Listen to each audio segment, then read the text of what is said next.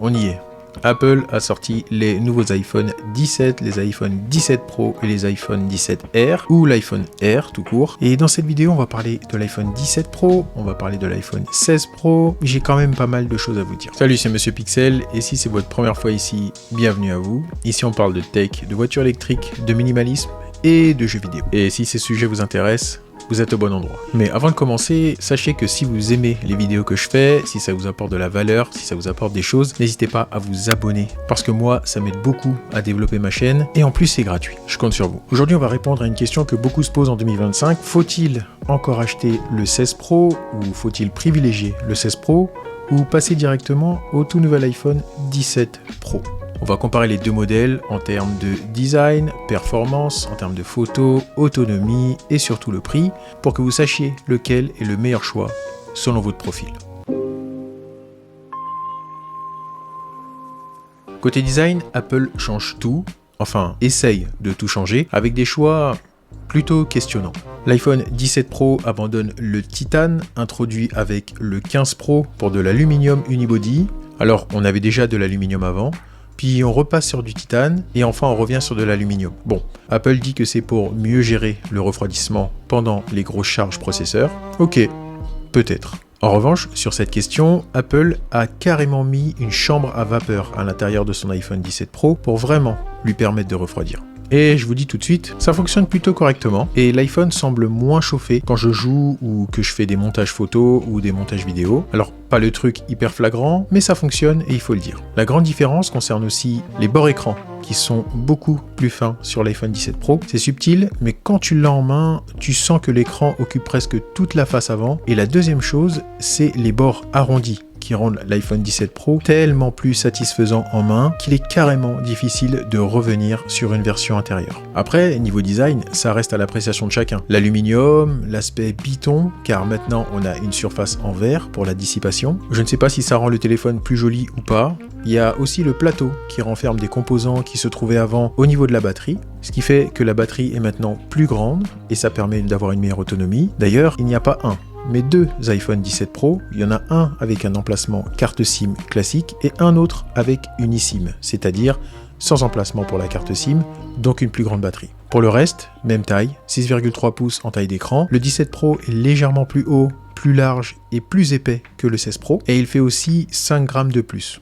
Pas de quoi changer dans votre poche. L'écran est toujours en ProMotion 120 Hz et Apple a amélioré le revêtement pour éviter les traces de doigts et les rayures et ça s'appelle Ceramic Shield 2. Et j'avais particulièrement hâte de cette nouveauté parce que mon iPhone 16 Pro n'avait absolument pas aimé se retrouver dans mes poches avec des clés ou autre objet un petit peu trop aiguisé à son goût. Et c'est vrai que j'ai un peu moins peur avec le 17 Pro, même si j'ai mis un écran de protection direct depuis le premier jour. L'écran reste en Super Retina XDR ProMotion, mais la luminosité sur le 17 Pro passe à 3000 nits en pic contre 2000 nits sur le 16 Pro. Donc en extérieur, on est censé voir mieux avec le 17 Pro. Alors j'ai constaté que c'était pas forcément flagrant, même si oui, c'est un peu plus agréable.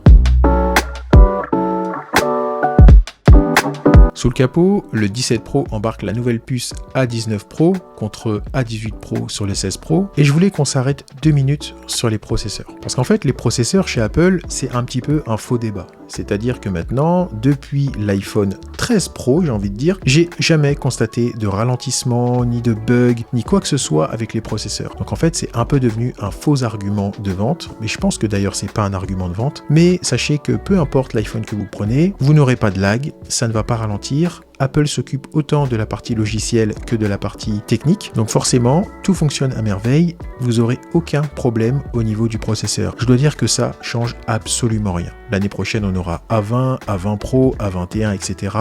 Ce sera toujours pareil. Alors oui, quand même, pour du montage 4K, du jeu ou de la rendu 3D ou pour l'IA embarquée, c'est mieux d'avoir un 17 Pro. Si tu fais du gaming ou du montage, de la photo avancée, il y a quand même un petit avantage à prendre le 17 Pro. Mais pour un usage classique, le 16 Pro reste ultra rapide et n'a rien à envier en fluidité. Au niveau photo et vidéo, là on arrive sur le point clé de cette génération. Outre le design qui change un peu et qui me questionne d'ailleurs sur le positionnement du flash qui est maintenant sur le 17 Pro totalement excentré. Donc si on veut faire des macros, on n'a plus directement le flash sur l'objet. Bon, mais on a surtout le téléphoto qui passe en 48 mégapixels fusion. Le téléobjectif il passe en 8x optique contre 5x sur le 16 Pro. Donc on a des photos un peu plus détaillées, une profondeur plus naturelle et on peut zoomer beaucoup plus loin avec une qualité photo sur le 17 Pro que sur le 16 Pro. Pour le coup, moi qui utilise beaucoup mon iPhone pour la création de contenu, je dois dire que ça change vraiment les plans que je peux faire et c'est vraiment hyper appréciable. J'aurais aimé avoir un 17 Pro quand j'ai commencé ma chaîne YouTube. Il y a un nouveau capteur frontal qui fait aussi son apparition sur le 17 Pro avec la caméra qui est maintenant Center Stage et qui a 18 mégapixels. Et ça permet plusieurs choses. Le cadre centré sur les photos et vidéos, le ultra stabilisé et la double capture. En vidéo, on garde le ProRes, le log, les modes cinématiques, le mode action que personne n'utilise jamais, mais on a un traitement plus doux et des transitions un peu plus naturelles sur le 17 Pro. Encore une fois, c'est quasiment la même chose. Et pour vous dire la vérité, j'ai un peu de mal avec Apple qui market absolument les iPhone Pro comme des bêtes de course en vidéo. Alors oui, certes, c'est vrai, mais la plupart des gens utilisent leur Pro pour faire des snaps ou pour faire des stories Insta. Alors, soyons un peu réalistes. Ceci dit, si la photo reste ta priorité, le 17 Pro reste clairement au-dessus de l'iPhone 16 Pro, ne serait-ce que pour le 48 mégapixels. Mais si tu fais juste des photos pour les réseaux, le 16 Pro reste une valeur sûre et en plus il coûtera moins cher. Et tu peux même prendre un 15 Pro si tu as envie. Après, la grande question logicielle, c'est iOS 26. Et ça, c'est encore un nouveau débat.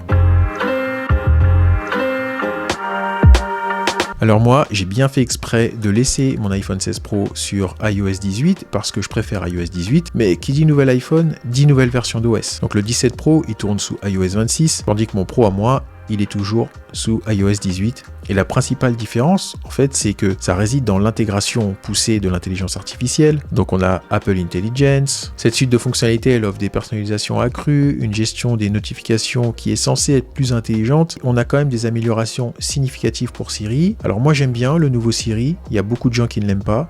Je le trouve un peu plus naturel entre guillemets et il arrive plus à faire des choses complexes et à contextualiser davantage. Après ça reste une intelligence artificielle. Et vraiment au niveau de iOS 18 on a toujours les performances, il est hyper mature mais on n'aura pas toutes ces choses, intelligence artificielle, on n'aura pas le nouveau Siri, etc. etc. Donc après c'est un choix, de toute façon c'est pas un choix que vous allez vraiment faire parce que si vous prenez un iPhone 18, à part si vous le prenez dans le marché du 9, il va être sous iOS 18. Mais si vous prenez d'occasion, il y a de fortes chances qu'il est déjà sur iOS 26, mais bon, c'est une affaire de goût. Après, je dis pas, il y a des bonnes idées sur iOS 26, il y a la personnalisation des widgets, il y a une meilleure gestion de la batterie, etc., etc.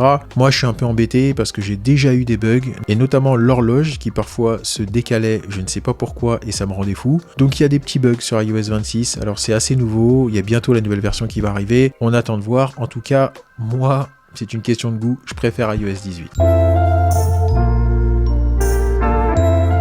En termes d'autonomie, en fait, Apple annonce une autonomie similaire, mais dans les faits, le 17 Pro tient environ 45 minutes de plus que le 16 Pro grâce à la puce un peu plus efficiente. En fait, on a 33 heures de vidéo playback contre 27 heures sur le 16 Pro. En gros, Apple calcule son autonomie en temps vidéo principalement. Donc 33 heures non-stop pour l'iPhone 17 Pro et 27 heures non-stop sur le 16 Pro. Voilà, vous avez l'info. Côté recharge, toujours pas de révolution, 25 watts max et MagSafe. Pas de charge ultra rapide comme sur Android, mais la constance reste assez exemplaire. Bon, dans les faits, je dois toujours recharger mon iPhone 17 Pro tous les soirs, mais j'ai plus trop l'angoisse de plus avoir de batterie dans la journée. Après, on le sait, une batterie, ça s'use, et c'est la chimie qui veut ça. En tout cas, la batterie de mon iPhone 16 Pro est passée de 100 à 94% après un an d'utilisation, et je trouve que c'est plutôt honnête. Après, niveau prix, si on parle un petit peu budget, l'iPhone 16 Pro est devenu maintenant un super bon plan, et on trouve facilement autour des 900 €, voire 800 ou 700 € en promo, et maintenant l'iPhone 17 Pro, c'est full price à 1329 €, et ça grimpe beaucoup plus vite si vous prenez du stockage, sachant que maintenant le 128 Go n'existe plus, il y a uniquement le 256 Go en version entrée de gamme. Donc la vraie question, c'est est-ce que les améliorations de design valent vraiment 400 € d'écart? Alors, pour moi, absolument pas. En fait, le 16 Pro devient le meilleur rapport qualité-prix chez Apple aujourd'hui.